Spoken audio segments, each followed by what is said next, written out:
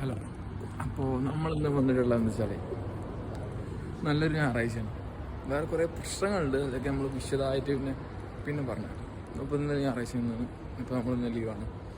എന്താ പറയുക, നമ്മളെ ഫ്രണ്ടിൻ്റെ അടുത്തേക്ക് രാവിലെ തന്നെ പോകാം.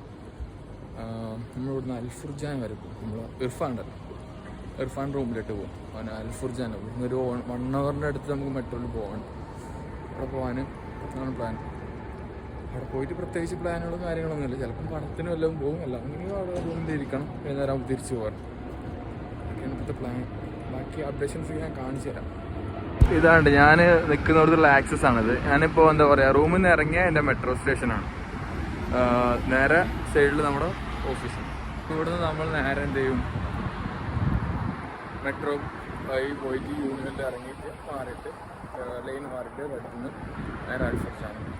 ഇപ്പോഴത്തെ പ്ലാനുള്ളത് രാവിലെ ഇപ്പോൾ കറക്റ്റ് 7:30 അതിനപ്പുറമായിട്ട് ആദ്യം ഇത്ര നേരത്തെ എണീക്കുന്ന ഇവിടെ വന്നിട്ട്. നമുക്ക് കണ്ട ഒരു ലോങ് ജേണി ആയിരുന്നു കേട്ടോ.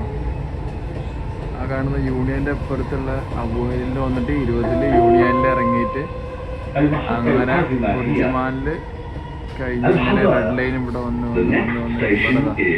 70 to അൽഫുർജ. ഇത്രയും ലോങ് ജേണിയാണ്, 1 മണിക്കൂറോളം ഇരിക്കണം. നീണ്ട യാത്രയ്ക്ക് ശേഷം ഇവിടെ വന്ന് ഇറങ്ങിയിട്ട് ഇങ്ങോട്ട് വരാറുണ്ട്. റൂം ഇവിടെ അടുത്തെവിടെയാണ്, അങ്ങോട്ട് വരാമെന്ന് പറഞ്ഞിട്ടുണ്ട്. ചിക്കൻ ഇവിടെ താഴത്തുണ്ട്, അങ്ങനെ പോയി കാണണം. എന്താ പറയുക, ആള് ഇന്നെ നോക്കാൻ വേണ്ടിയിട്ട് വന്നതാണ്. ഇതിട്ടോ മേൽക്കൂടി അപ്പൊ ലിഫ്റ്റ് കൂടെ ഇറങ്ങിയിട്ടതാ, തിരിച്ചിറങ്ങി വരുന്നതാ. കോമഡിയാ. ചെക്കൻ്റെ റൂമൊക്കെ ഉണ്ട്, ലക്ഷറി. ഇതൊന്നും നോക്കണ്ട, ഇതൊരു ഇവിടുത്തെ ഒരാള് പോവാണ് അത്ര അടിപൊളി. കാർബോർഡൊക്കെ ഇരിക്കുന്നു. കട്ടണം തുറന്ന് കാണിച്ചെടുത്താ. ഇർഫാൻ എന്നൊക്കെ പറഞ്ഞാൽ ലക്ഷറിയുടെ അങ്ങേറ്റ സീന്. I like it. അടിപൊളിയായിട്ടെ, കാര്യങ്ങളൊക്കെ അടിപൊളിയാണ്. ഇവിടെ ഒരു ഓപ്പൺ കിച്ചൺ ഉണ്ട്. നമ്മൾ റൂമിൽ നിന്ന് ഇറങ്ങിയിട്ട് നമ്മൾ റൂമിൽ ഫുഡൊക്കെ ഉണ്ടാക്കിയത് അടിപൊളി ഫുഡായിരുന്നു. പൊറോട്ട റെഡിമേഡ് പക്ഷേ മുട്ട റോസ്റ്റ് ഇവരുണ്ടാക്കിയത്.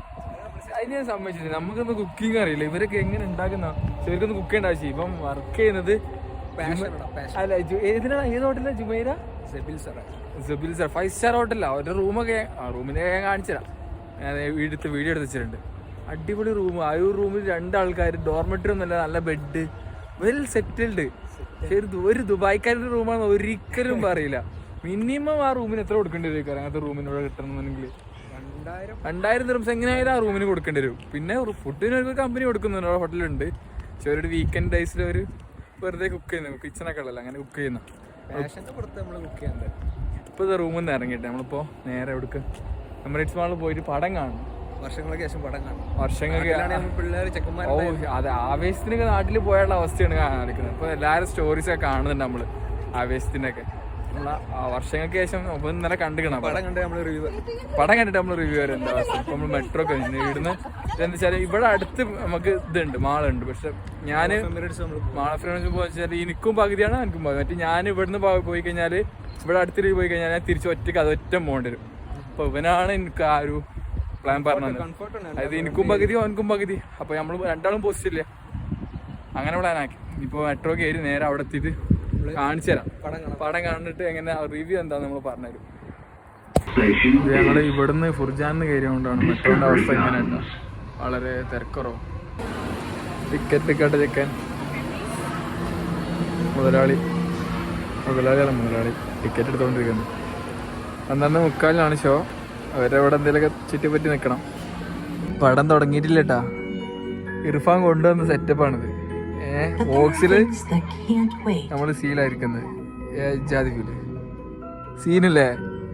പടം തുടങ്ങിയിട്ടില്ല. പടത്തിനെ പറ്റി എനിക്ക് എന്താ പറയുക, നല്ല പടാവില്ല. കണ്ടിട്ട് നമ്മള് അതുകൊണ്ട് പിന്നെയും കിട്ടില്ല. നമ്മള് കണ്ടിട്ട് എന്താ അഭിപ്രായം പറയാം.